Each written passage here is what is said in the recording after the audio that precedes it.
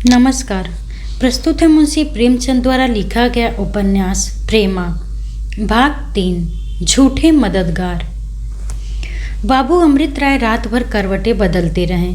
ज्यों-ज्यों उन्होंने अपने नए इरादों और नई उमंगों पर विचार किया, त्यों-त्यों उनका दिल और भी दृढ़ होता गया और भोर होते होते देशभक्ति का जोश उनके दिल में लहरें मारने लगा।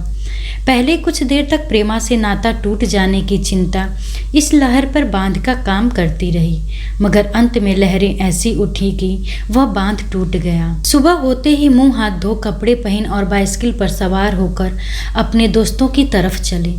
पहले पहल mister Gulzari Lal BA LLB के यहाँ पहुँचे। यह वकील साहब बड़े उपकारी मनुष्य थे और सामाजिक सुधार का बड़ा पक्ष करते हैं। उन्होंने जब अमृत राय के इरादे और उनके पूरे होने की कल्पनाएं सुनी तो बहुत खुश हुए और बोले, आप मेरी ओर से निश्चिंत रहिए और मुझे अपना सच्चा हितैषी समझिए। मुझे बहुत हर्ष हुआ कि हमारे शहर में आप जैसे योग्य पुरुष ने इस भारी बोझ को अपने सर लिया। आप जो काम चाहें मुझे सौंप दीजिए, मैं उसको अवश्य पूरा करूंगा और उसमें अपनी बड़ाई समझूंगा। अमृत राय वकील साहब की बातों पर लट्टू हो गए। उन्होंने सच्चे दिल से उनको धन्यवाद दिया और कहा कि मैं इस शहर में एक सामाजिक सुधार की सभा स्थापित करना चाहता हूँ।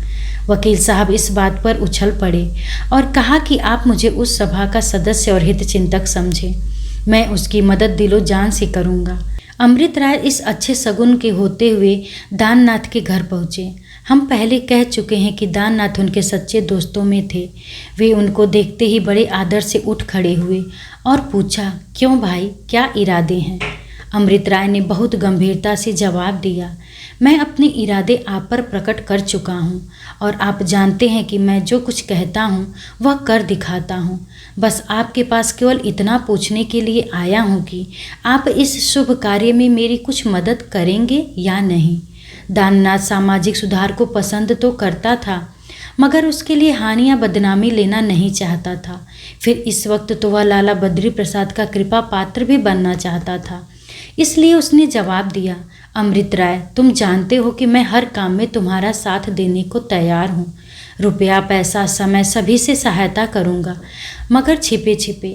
अभी मैं इस सभा में खुल्लम खुल्ला सम्मिलित होकर नुकसान उठाना उचित नहीं समझता, विशेष इस कारण से कि मेरे सम्मिलित होने से सभा को कोई बल नहीं पहुँचेगा। बाबू अमृत राय ने अधिक वादानुवाद करना अनुचित समझा।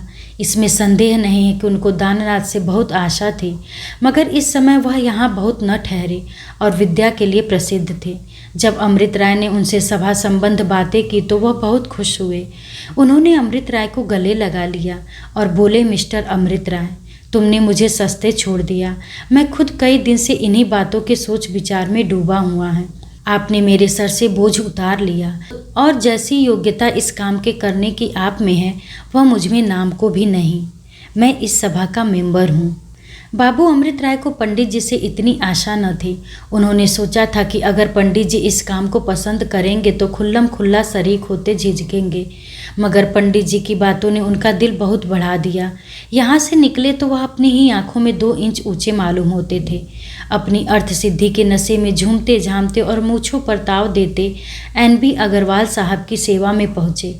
मिस्टर अग्रवाल अंग्रेजी और संस्कृत के पंडित थे, व्याख्यान देने में भी निपुण थे और शहर में सब उनका आदर करते थे। उन्होंने भी अमृत राय की सहायता करने का वादा किया और इस सभा का ज्वाइंट सेक्रेटरी होने का स्वीकार किया। खुलासा यह कि 9 बजते बजते अमृत राय सारे शहर के प्रसिद्ध और नई रोशनी वाले पुरुषों से मिल आए और ऐसा कोई न था जिसने उनके इरादे की प्रशंसा न की हो या सहायता करने का वादा न किया हो। जलसे का समय 4 बजे शाम को नियत किया गया। दिन के 2 बजे से अमृत राय के बंगले पर जलसे की तैयारियां होने लगी। पर्स बिछाए गए, छत में झाड़ फानूस हांडियाँ लटकाई गईं, मेज और कुर्सियां सजाकर धरी गईं और सभासदों के लिए खाने पीने का भी प्रबंध किया गया। अमृत राय ने सभा के लिए एक एक नियमावली बनाई। एक व्याख्यान लिखा और इन कामों को पूरा करके मेंबरों की राह देखने लगे। 2 बज गए, 3 बज गए, मगर कोई न आया। आखिर 4 भी बजे, मगर किसी की सवारी न आई। हाँ, इंजीनियर साहब के पास से एक नौकर यह संदेश लेकर आया कि मैं इस समय नहीं आ सकता। अब तो अमृत राय को चिंता होने लगी कि अगर कोई न आया तो मेरी बड़ी बदनामी होगी और सबसे लज्जित होना पड़ेगा। निदान इसी तरह 5 बज गए और किसी उत्साही पुरुष की सूरत न दिखाई दी। तब तो अमृत राय को विश्वास हो गया कि लोगों ने मुझे धोखा दिया। मुंशी गुलजारी लाल से उनको बहुत कुछ आशा थी। अपना आदमी उनके पास दौड़ाया, मगर उसने लौटकर बयान किया कि वह घर पर नहीं है, पोलो खेलने चले गए हैं। इस समय तक 6 बजे और जब अभी तक कोई आदमी न पधारा तो अमृत राय का मन बहुत मलिन हो गया। ये बेचारे अभी नौजवान आदमी थे और यद्यपि बात के धनी और धुन के पूरे थे, मगर अभी तक झूठे देशभक्तों और बने हुए उद्योगियों का उनको अनुभव न हुआ था। उन्हें बहुत दुख हुआ। मन मारे हुए चारपाई पर लेट गए और सोचने लगे कि अब मैं कहीं मुंह दिखाने योग्य नहीं रहा। मैं इन लोगों को ऐसा कुटिल और कपटी नहीं समझता था। अगर न आना था तो मुझसे साफ साफ कह दिया होता। अब कल तमाम शहर में यह बात फैल जाएगी कि अमृत राय रईसों के घर दौड़ते थे, मगर कोई उनके दरवाजे पर बात पूछने को भी न आया। जब ऐसा सहायक मिलेंगे तो मेरे किए का क्या हो सकेगा। इन्हीं ख्यालों ने थोड़ी देर के लिए उनके उत्साह को भी ठंडा कर दिया, मगर इसी समय उनको लाला धनुषधारी लाल की उत्साहवर्धक बातें याद आईं। वही शब्द उन्होंने लोगों के हौसले बढ़ाए थे। उनके कानों में गूंजने लगे, मित्रों, अगर जात की उन्नति चाहते हो तो उस पर सर्वस्व अर्पण कर दो। इन शब्दों ने उनके बैठते हुए दिल पर अंकुश का काम किया।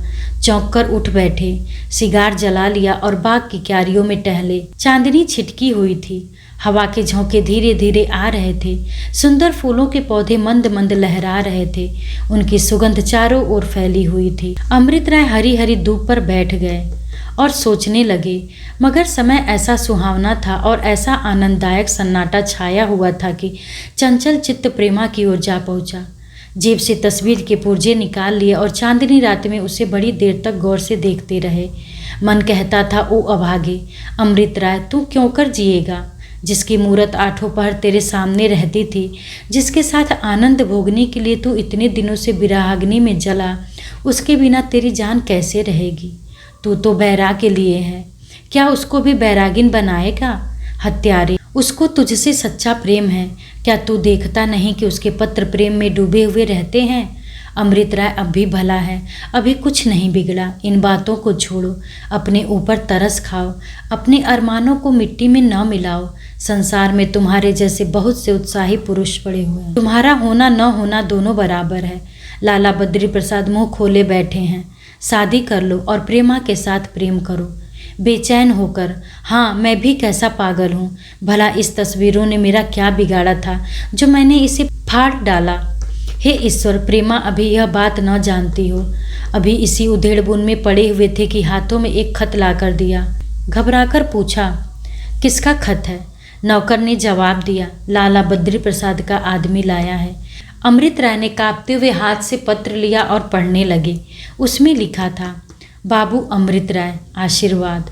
हमने सुना है कि आप सनातन धर्म को त्याग करके ईसाइयों के उस मंडली में जा मिले हैं जिसको लोग भूल से सामाजिक सुधार सभा कहते हैं।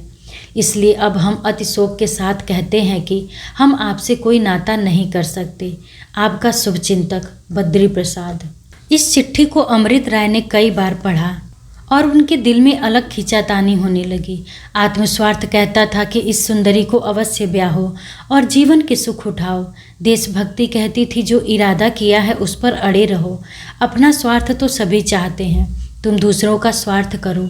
इस अनित्य जीवन को व्यतीत करने का इससे अच्छा कोई ढंग नहीं है। कोई 15 मिनट तक यह लड़ाई होती रही। इसका निर्णय केवल 2 अक्षर लिखने पर था। देशभक्त ने आत्मस्वार्थ को परास्त कर दिया था। आखिर वहाँ से उठकर कमरे में गए और कई पत्र कागज खराब करने के बाद यह पत्र लिखा। महाशय प्रणाम, कृपा पत्र आया, पढ़कर बहुत दुख हुआ। आपने मेरी बहुत दिनों की बंधी हुई आशा तोड़ दी। खैर, जैसा आप उचित समझे वैसा करें। मैंने जब से होश संभाला है तब से मैं बराबर सामाजिक सुधार का पक्ष कर सकता हूँ। मुझे विश्वास है कि हमारे देश की उन्नति के इसके सिवाय और कोई उपाय नहीं है। आप जिसको सनातन धर्म समझे हुए बैठे हैं वह अविद्या और असभ्यता का प्रत्यक्ष स्वरूप है। आपका कृपाकांक्षी अमृत राय।